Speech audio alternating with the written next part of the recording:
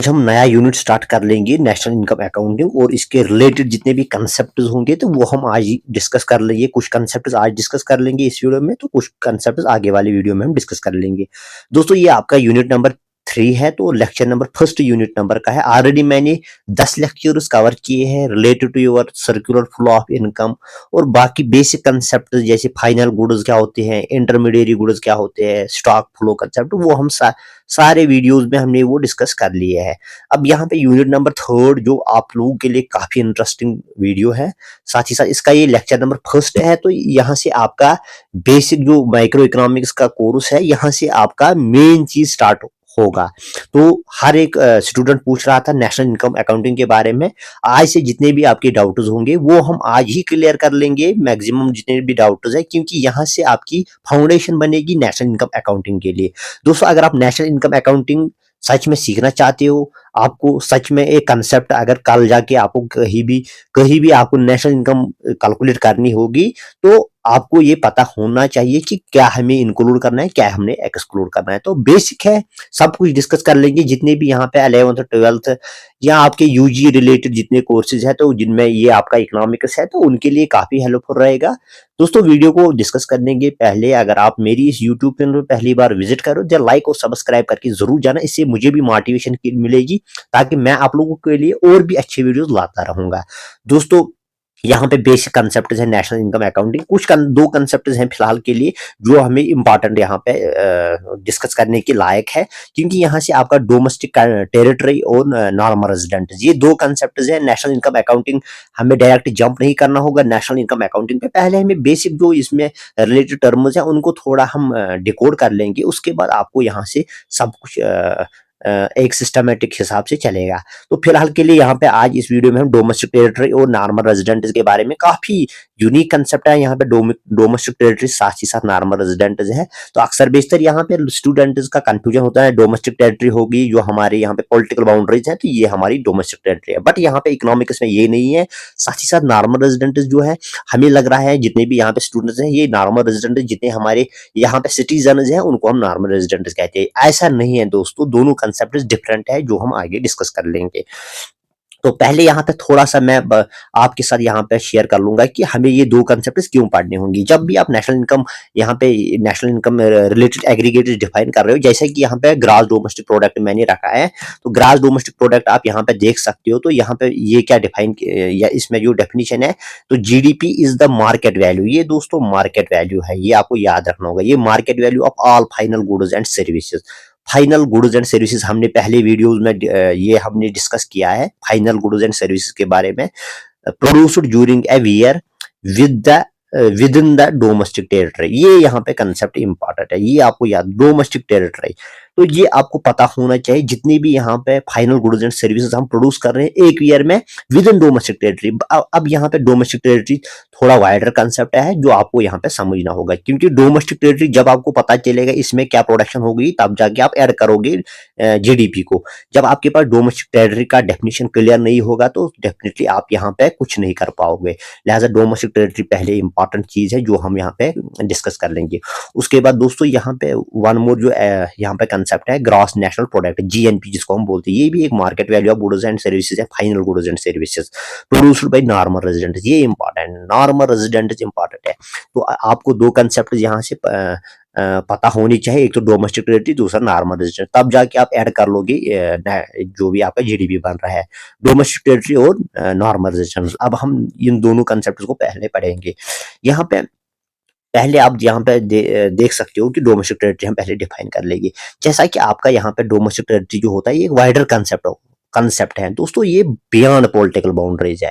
जैसे कि ये आपको लग रहा है ये हमारी डोमेस्टिक टेरिटरी है, जो ये मैंने यहाँ पे मैप दिखाया है, तो ये आपको लग रहा होगा ये डोमेस्टिक टेरिटरी है, बट ये नहीं है दोस्तों। जो हमारे इकोनॉमिक्स में ये जो डोमेस्टिक टेरिटरी है ये एक वाइडर कंसेप्ट है। एक तो आपका ये पॉलिटिकल बाउंड्री आती है, जैसा कि ये यहाँ पे मैप में जो दिया गया है, एक तो ये आता है ये जिसको हम पॉलिटिकल बाउंड्री कहते हैं, प्लस ये आपका political boundary territorial water, water कुछ यहाँ पे वाटर हमारा जो होता है, तो हर एक कंट्री के मोस्ट ऑफ द कंट्रीज के अराउंड वाटर बॉडीज होते हैं। तो ये जो वाटर बॉडी यहाँ पे जो आपका इंडियन ओशन दिख रहा है यहाँ पे, तो ये इंडियन ओशन में भी हमारा यहाँ पे कुछ यहाँ पे जो हमारा यहाँ पे टेरिटरी है, ये हमारे इस वाटर में भी है। तो वाटर भी इसमें इंक्लूड होगा, कितना होगा तो ये भी हम डिस्कस कर लेंगे। साथ ही साथ दोस्तों aeroplane and ships operated by residents of the country. तो जितने भी यहाँ पे आपके, एक तो यहाँ पे जितने भी आपके यहाँ पे aeroplane ships operated by residents of the country across different parts of the world and it's embassies. अब डोमेस्टिक टेरिटरी एक तो आपका ये वाला पार्ट है, जितनी भी प्रोडक्शन इसमें होगी तो ये आपको इंक्लूड करनी होगी, ये हमारी डोमेस्टिक टेरिटरी है। दूसरा यहाँ पे 12 नॉटिकल माइल्स पे हमारा यहाँ पे राइट है, ये आपको इंक्लूड करना है इसमें। तीसरा दोस्तों, मान लीजिए ये यहाँ पे वर्ल्ड मैप है, अब यहाँ पे ये देख लीजिए, ये वर्ल्ड मैप है। अब मान लीजिए यहाँ पे आपका ये पैसिफिक ओशन है, यहाँ पे इंडिया तो यहाँ पे है, यहाँ से यहाँ पे अगर इन केस अगर कोई भी इंडियन रेजिडेंट यहाँ पे जाएगा, या यहाँ पे मान लीजिए यहाँ पे इस साइड में जाएगा नियर अफ्रीकन कोस्ट, तो यहाँ पे अगर वो फिशिंग के लिए जाएगा, कोई भी फिशरमैन यहाँ से इंडिया से यहाँ पे आएगा, तो ये हमारी उस वक्त डोमेस्टिक टेरिटरी बन गई है, क्योंकि यहाँ पे कौन ऑपरेट कर रहे हैं, ये इंडियंस ऑपरेट कर रहे हैं। तब यहाँ पे जितनी भी इनकम ये जनरेट कर लेगी, ये हमारी डोमेस्टिक टेरिटरी में ऐड होगा, ये आपको याद रखना होगा। तो अब यहाँ पे देख लीजिए कितना वाइडर कंसेप्ट है। या अगर यहाँ पे अटलांटिक पे अगर कोई भी इंडियन फिशरमैन यहाँ पे फिशिंग के लिए जाएगा, हालांकि यहाँ से तो अटलांटिक ओशन में जाना मुश्किल है, बट इनकेस किसी भी यहाँ पे जितनी भी हमारी ये वाटर बॉडी है, अगर इंडियन कहीं पे यहाँ पे फिशिंग के लिए कोई भी लाइक आपके यहाँ पे कुछ मेटल एक्सट्रैक्ट के लिए जाएगा, तो आपका ये डोमेस्टिक टेरिटरी बन जाएगा। तो ये भी याद रखना होगा। साथ ही साथ अगर आपका ये यहाँ पे आपकी डोमेस्टिक एयरलाइन है, आपकी कोई भी एयरलाइन है, इंडियन एयरलाइन, अब ये ऑपरेट कर रहे हैं for example from North America to यहाँ पे यूरोप में, इस पोर्शन में ये ऑपरेट कर रहा है, तो ये भी हमारी इस वक्त डोमेस्टिक टेरिटरी है। तो ये टेरिटरी हमारी नहीं है, बल्कि जो उससे आपकी इनकम अर्निंग होगी, ये हमें ऐड करना होगा, ये आपको याद रखना होगा। इस तरह करके एम्बेसीज होती है, आपको भी पता होगा हर एक कंट्री के अपने बाकी देशों में एम्बेसीज होती है, लाइक इंडिया के यहाँ पे एम्बेसीज होती है यूएसए में, यूरोप में। तो अब वहां पे जो हमारा यहाँ पे एम्बेसीज, ये हमारी डोमेस्टिक टेरिटरी है। ये भी आपको जितनी भी वहां से इनकम जनरेट होगी, ये हमारी, या एक्सपेंडिचर, ये हमारी यहाँ पे हमारी जो नेशनल इनकम है उसमें ऐड हो जाएगा, ये आपको याद रखना होगा। एम्बेसीज फॉरेन कंट्रीज में ये भी हमारा ऐड होगा, प्रोवाइडेड जिस एम्बेसी की बात मैं कर रहा हूँ, यूएसए में अगर हमारी एम्बेसीज होगी, यूएसए में हमारी एम्बेसी है, तो अगर उसमें एम्प्लॉयज इंडियंस होंगे, जितने भी इंडियन एम्प्लॉयज होंगे, उनकी हम इनकम ऐड करते हैं अपने नेशनल इनकम में। अगर उसमें अब फॉरेनर्स होंगे तो वो हमारे यहाँ पे इंक्लूड नहीं होगा, ये भी आपको याद रखना है। डिटेल में थोड़ा सा हम यहाँ पे डिस्कस कर लेंगे, मैंने अच्छे से यहाँ पे रखा है। फॉर एग्जाम्पल शिप्स और एयरक्राफ्ट, जितने भी आपके शिप्स और एयरक्राफ्ट है, जो भी रेजिडेंट्स ऑफ ए कंट्री, जो भी residents of the country between two or more than two countries. For example के तौर पर अगर इंडियन शिप है यहाँ पे, तो ये कहाँ से ऑपरेट कर रही है, जापान और कोरिया, हालांकि ये बहुत दूर है इंडिया से, जापान और कोरिया, ये इंडियन शिप है। या उसमें पैसेंजर्स एयरक्राफ्ट जो होगा, ये ऑपरेट कर रहा है इंग्लैंड से कनाडा। तो दोनों यहाँ पे देश अलग अलग है, इंडिया से दूर है, तो ये हमारी यहाँ पे पार्ट ऑफ डोमेस्टिक टेरिटरी है। सॉरी। इसमें दोस्तों मैंने ये भी बताया कि ये जो इंग्लैंड टू कनाडा की सर्विस चल रही है, जो हमारी एयरलाइन है, इसमें ये ऑपरेट हमारी कंट्री के लोग कर रहे हैं, ये हमारी यहाँ पे डोमेस्टिक टेरिटरी बन गई है, ये आपको याद रखना होगा। बस अगर इंडियन ये ऑपरेट कर रहा है, चाहे आपकी शिप होगी या एयरक्राफ्ट होगा, अगर वो इंडियन ऑपरेट कर रहा है, ये हमारी डोमेस्टिक टेरिटरी बन गई है। डोमेस्टिक टेरिटरी नॉट मीन्स कि हमारी ही टेरिटरी है वो इंग्लैंड, बल्कि वहां से जितनी भी यहाँ पे इकोनॉमिक एक्टिविटीज होंगी वो हमारे ही है, क्योंकि हम वो जितनी इकोनॉमिक एक्टिविटी से इनकम जनरेट होगी, वो हम अपने नेशनल इनकम में ऐड कर रहे हैं, ये याद रखना होगा। दूसरा यहाँ पे मैंने वन मोर ऑपरेटिंग, यहाँ पे ऑपरेटिंग ऑफ फिशिंग बोट जितने भी हैं इंडियन फिशरमैन की, अगर वो किसी भी वाटर बॉडी में, यहाँ पैसिफिक ओशन में, अटलांटिक में, अंटार्कटिका में, अगर वो ऑपरेट कर रही है, बाई इंडियंस, अगर इंडियंस उसमें ऑपरेट कर रहे हैं तो ये हमारी डोमेस्टिक टेरिटरी बन गई है। चाहे किसी भी जगह कोई भी यहाँ पे पैसिफिक होगा या कोई यादव इंडियन एम्बेसी तो पहले भी मैंने बताया, अब थोड़ा सा हम इसमें, अब मान लीजिए इंडियन एम्बेसीज है, हमारे इंडियन एम्बेसीज हैं फॉरेन कंट्रीज में, ये हमारी डोमेस्टिक टेरिटरी है। इंडियन एम्बेसीज हमारी जितनी भी फॉरेन कंट्रीज में है तो ये हमारी डोमेस्टिक टेरिटरी है। जैसे इंडिया के जितनी भी एम्बेसीज हैं यूएसए में, यूके में होगा, कनाडा में होगा, तो ये हमारी डोमेस्टिक टेरिटरी है। तो ये आपको याद रखना। बट जो जितने भी फॉरेन, अब जैसे हमारी एम्बेसीज यूएसए में, इस तरह करके यूएसए की एम्बेसीज कहाँ पर है, इंडिया में। बट ये हमारी एम्बेसी जो फॉरेन एम्बेसीज होगी इंडिया में, ये हमारी डोमेस्टिक टेरिटरी नहीं है, ये आपको याद रखना होगा। तो ये आई होप आपको डोमेस्टिक टेरिटरी क्लियर हुई होगी, तो ये आपको याद रखना होगा। टू द पॉइंट अगर मैं यहाँ पर समराइज करूँ तो एक तो हमारी जितनी भी पॉलिटिकल बाउंड्री है ये हमारी डोमेस्टिक टेरिटरी है। दूसरा, इसके बीच जितने 12 नॉटिकल माइल्स है तो ये भी हमारी डोमेस्टिक टेरिटरी है। साथ ही साथ इसमें जितना भी एयर स्पेस है ये भी हमारी डोमेस्टिक टेरिटरी है। अब ये आपको याद रखना होगा, जितना भी यहाँ पे वाटर बॉडीज है हमारे, तो जितनी पैसिफिक ओशन होगा, अटलांटिक होगा, तो अगर इसमें हमारी फिश ऑपरेट कर रही है बाई इंडियंस तो ये हमारी डोमेस्टिक टेरिटरी है। फॉरेन एम्बेसीज ये हमारी डोमेस्टिक टेरिटरी है, प्रोवाइडेड इस एम्बेसीज में अगर सारे इंडियंस हैं तब जाके ये हमारी डोमेस्टिक सारी बन गई। अगर इसमें पार्टली कुछ इंडियंस होंगे, कुछ फॉरियंस होंगे, फिर हम यहाँ पे सिर्फ फॉरियंस के इनकम एक्सक्लूड करते हैं, बल्कि हम यहाँ पे जितने डोमेस्टिक हमारे होते हैं वहां पे वर्कर्स, तो उनकी हम यहाँ पे ऐड करते हैं इकोनॉमिक एक्टिविटीज। इस तरह करके यहाँ पे फिशरमैन का भी मैंने बताया। इस तरह करके यहाँ पे आप यूएसए की अगर एम्बेसी होगी इंडिया में, यूएसए की एम्बेसी इंडिया में होगी, तो हम यहाँ पे जितने भी फॉरेन एम्बेसीज इंडिया में होगी उनकी इनकम हम ऐड नहीं करते, ये हमारी डोमेस्टिक टेरिटरी नहीं बन गई।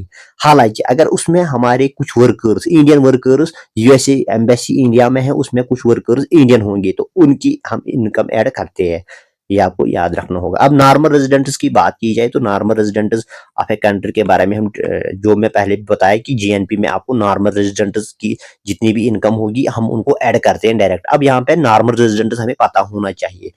तो नॉर्मल रेजिडेंट यहाँ पे अगर मैं टू द पॉइंट आपके साथ यहाँ पे डिस्कस कर लूंगा, नॉर्मल रेजिडेंट जो हमारा ये आपका एक तो पर्सन भी हो सकता है, कोई भी बंदा, एबीसी होगा, इंस्टीट्यूशन होगा, for example World Health Organization, airline होगी, कोई प्रोडक्शन यूनिट हो गया, ये सारे इंस्टीट्यूशन कहलाते हैं। तो जो हमारे कंट्री में लगभग एक साल तक अगर हमारे कंट्री में रहे हैं, प्लस उनका जो सेंटर ऑफ इकोनॉमिक इंटरेस्ट होगा वो उस कंट्री के साथ होगा। फॉर एग्जाम्पल अगर कोई यूएसए से आ गया इंडिया में, तो ये क्या करने के लिए आया है दोस्तों, ये यहाँ पे उसने कुछ प्रोडक्शन यूनिट लगाया है, तो उसका मानना है कि मुझे बिजनेस करना है इंडिया में। अब यूएसए से आ गए, ऑब्वियसली अगर वो इंडिया में बिजनेस के लिए आएगा उसका कुछ लॉन्ग टर्म का प्लान होगा, मोर देन 1 ईयर। अब ये मोर देन 1 ईयर यहाँ पे उसने स्टे किया, उसको पता है मुझे यहाँ पे लाइफ टाइम बिजनेस करना है, ये हमारा नॉर्मल रेजिडेंट है। ऑल्दो इसकी सिटीजनशिप यूएसए की है मगर हमारा ये नॉर्मल रेजिडेंट है, ये आपको याद रखना होगा। क्यों? एक तो उसने मोर देन 1 ईयर यहाँ पे स्पेंड किया, साथ ही साथ उसका centre of economic interest India के साथ है, ये हमारा नॉर्मल रेजिडेंट है।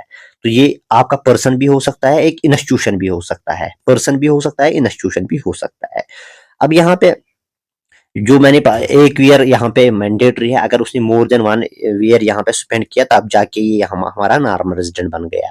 तो इसमें हम यहाँ पे कुछ पॉइंट्स हम डिस्कस कर लेंगे। नॉर्मल रेजिडेंट जैसे मैंने ये भी कहा कि इंडिविजुअल भी हो सकता है, इंस्टीट्यूशन भी हो सकता है, और साथ ही साथ ये जरूरी नहीं है कि जो हमारा नॉर्मल रेजिडेंट होगा इंडिया का, जो नॉर्मल रेजिडेंट होगा वो सिटीजन भी होगा, नहीं, ये नहीं हो सकता है। फॉर एग्जाम्पल यहाँ पे जैसे मैंने बताया यूएसए से कोई बिजनेस करने के लिए आया है, तो एक तो वो रेजिडेंट है यूएसए का, मगर यहाँ पे ये अगर उसका central of economic interest India के साथ है, साथ ही साथ उसने मोर देन 1 ईयर यहाँ पे स्पेंड किया, ये हमारा नॉर्मल रेजिडेंट है, बल्कि ये सिटीजन नहीं होगा इंडिया का, सिटीजन उसको यूएसए की होगी। ये आपको अभी से क्लियर होना चाहिए। अब यहाँ पे वन मोर जो पॉइंट है दोस्तों, ये मैंने पहले भी डिस्कस किया। एग्जांपल अगर मैं यहाँ पे लूंगा, फॉर एग्जांपल यूएसए का कोई यहाँ पे सिटीजन है जिसने 1 साल यहाँ पे स्पेंड किया, वो साथ ही साथ उसका इकोनॉमिक इंटरेस्ट इंडिया के साथ है, तो ये हमारा क्या होगा, नॉर्मल रेजिडेंट। ऑल्दो इसकी सिटीजनशिप कहाँ की है, यूएसए की सिटीजनशिप है, ये याद रखना होगा। तो अब यहाँ पे वन मोर जो पॉइंट है, अब ये पर्सन, मैंने ये तो पर्सन की एग्जांपल थी, अब institution for example World Health Organization IMF है, उनका यहाँ पे ऑफिस इंडिया में भी हो सकता है। तो ऑल दो इंडिया में उसका ऑफिस है फॉर मोर देन 1 ईयर, साथ ही साथ उसका इकोनॉमिक इंटरेस्ट है इंडिया के साथ, तो यहाँ पे क्या होगा फिर ये, तो ये आपका यहाँ पे बन गया नॉर्मल रेजिडेंट इंस्टीट्यूशन भी, ये आपको याद रखना होगा। अब यहाँ पे किसको हम नॉर्मल रेजिडेंट नहीं कहलाएंगे, कौन हमारा नॉर्मल रेजिडेंट नहीं होगा, ये याद रखना होगा। यहाँ पे कुछ फॉरेन विजिटर्स आएंगे, जैसे टूरिज्म के लिए कोई आएगा, सपोर्ट्स के लिए, हॉलीडेज के लिए, मेडिकल ट्रीटमेंट के लिए आएगा, स्टडीज के लिए आएगा, तो ये हमारे नॉर्मल रेजिडेंट नहीं है। ऑल दो अगर कोई स्टडीज के लिए आएगा, वो यहाँ पे 5 ईयर का उसका कोर्स होगा, तो 5 ईयर्स तक रहेगा, तो दैट मीन्स उसने मोर देन 1 ईयर यहाँ पे स्पेंड किया, तब भी वो हमारा नॉर्मल रेजिडेंट नहीं होगा, क्योंकि ऑल दो उसकी एक क्राइटेरिया उसने फुलफिल की, यहाँ पे मोर देन 1 ईयर उसने यहाँ पे स्पेंड किया, मगर उसका जो सेंटर ऑफ इकोनॉमिक इंटरेस्ट है वो इंडिया के साथ नहीं है, क्योंकि उसको पहले ही पता है कि मुझे यहाँ से स्टडीज करने होंगे, उसके बाद मुझे वापस जाना है, तो इकोनॉमिक इंटरेस्ट उसको यहाँ पे नहीं है, तो दैट मीन्स वो हमारा यहाँ पे नॉर्मल रेजिडेंट नहीं होगा। ये आपको याद रखना होगा, जितने भी फॉरेन विजिटर्स होंगे, हॉलीडेज के लिए आएंगे, मेडिकल ट्रीटमेंट के लिए आएंगे, या कॉन्फ्रेंसेस के लिए आएंगे, सपोर्ट्स के लिए, स्टडीज के लिए, ये हमारे नॉर्मल रेजिडेंट नहीं है। ऑल्दो अगर उन्हें यहाँ पे मोर देन 1 ईयर स्पेंड भी किया होगा।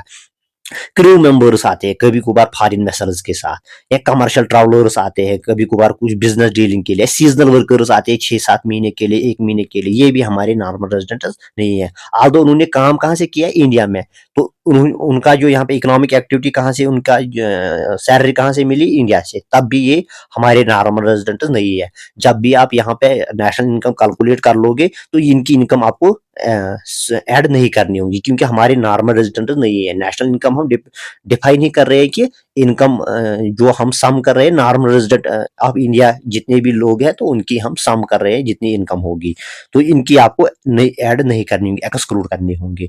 ऑल्दो ये कुछ यहाँ पे कंडीशंस फुलफिल भी कर रहे हैं।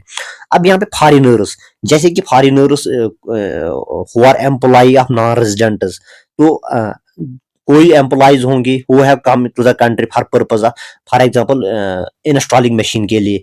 अब कोई बहुत सारे मशीन वो भी हैं जिनको फॉरेन एक्सपर्ट्स की जरूरत होगी इंस्टॉलेशन के लिए, अब वो 1 महीने के लिए आए हैं, तो उनकी भी ये इनकम आपको ऐड नहीं करनी होगी, क्योंकि वो हमारी नॉर्मल रेजिडेंट नहीं है, ये भी आपको याद रखना होगा।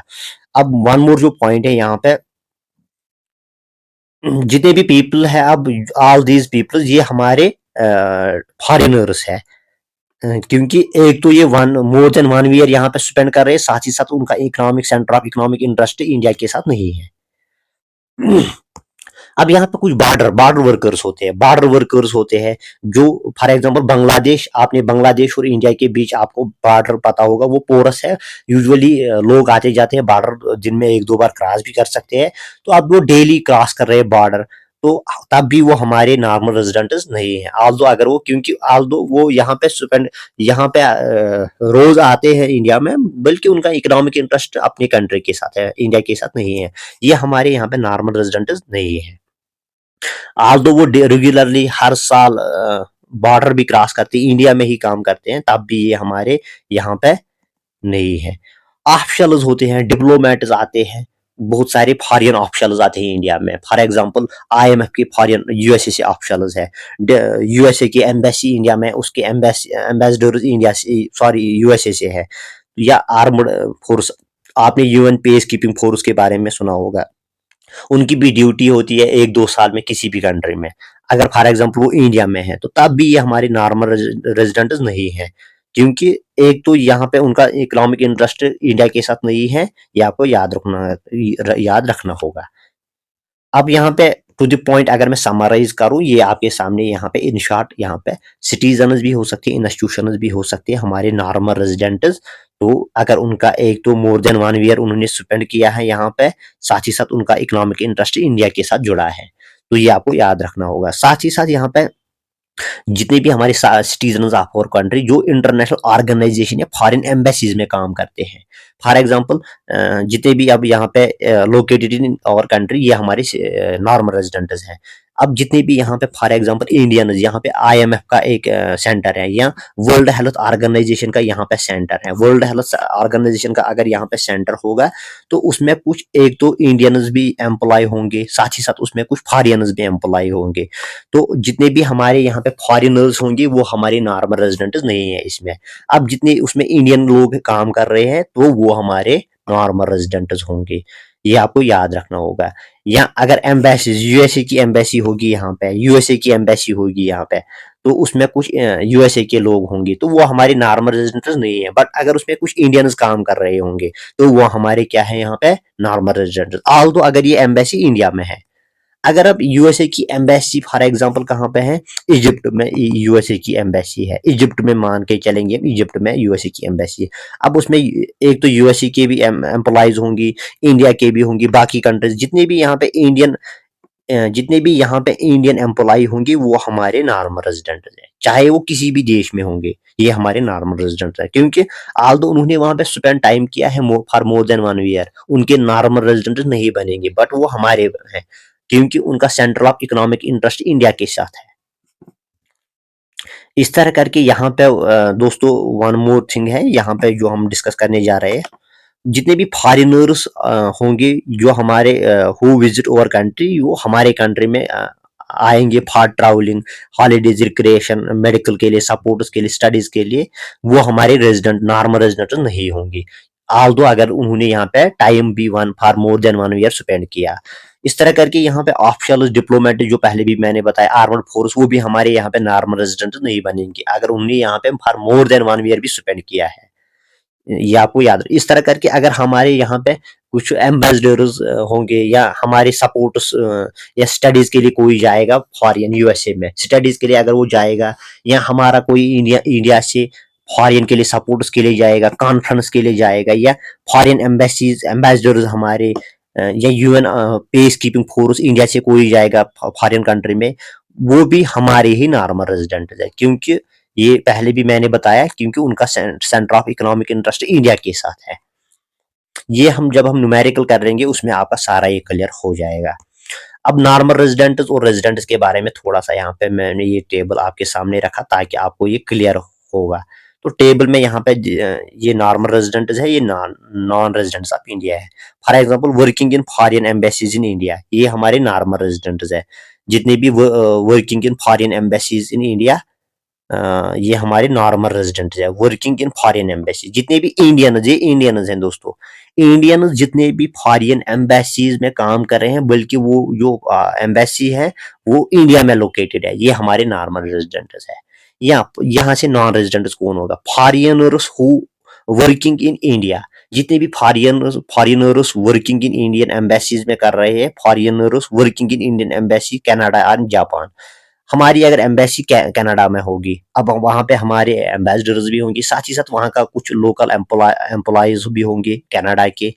तो जितने भी वहां पे कनाडा के एम्प्लॉय इंडियन एम्बेसी में काम कर रहे हैं वो हमारे यहाँ पे नॉर्मल रेजिडेंट्स नहीं है, ये आपको याद रखना होगा। या कोई भी हमारी एम्बेसी अगर फॉर एग्जाम्पल सऊदी अरब में है, वहां के लोकल्स भी उसमें होंगे, तो वो हमारे वहाँ नॉर्मल रेजिडेंट्स नहीं है। जितने भी उसमें इंडियंस हैं तो वो सारे इंडियन जितने हैं वो सारे हमारे नॉर्मल रेजिडेंट्स है, और बाकी जितने फॉरेनर कंट्रीज से वहां पे काम कर रहे हैं वो हमारे नॉर्मल रेजिडेंट्स नहीं है।